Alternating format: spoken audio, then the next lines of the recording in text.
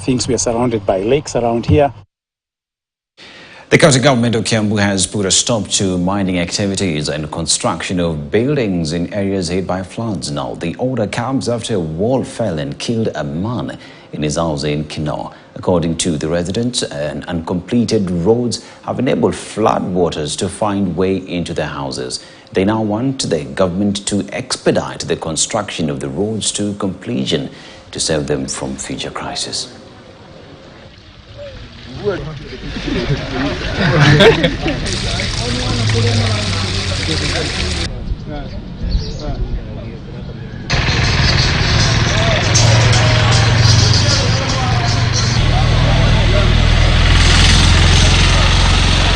Lakini ni hali ya maji ile route ya kutoka highway ile Mama Ngina, hakuna drainage zenye zinaweza toa maji huko juu ikiteremuka, so maji inapitia chini.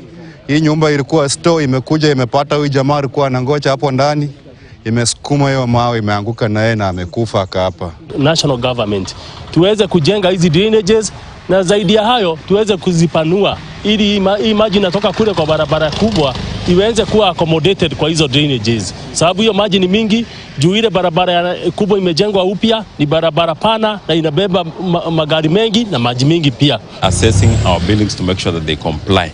Number 2, we are also assessing our dams. We have 3 dams in our sub-county. We are assessing to see whether there is a danger of overspill, the dams breaking the banks. And we're watching one in Karai, and we want to make sure that the residents around the dam are evacuated immediately. And we continue to monitor the flood situation across the country. Be sure that KTN News will be bringing you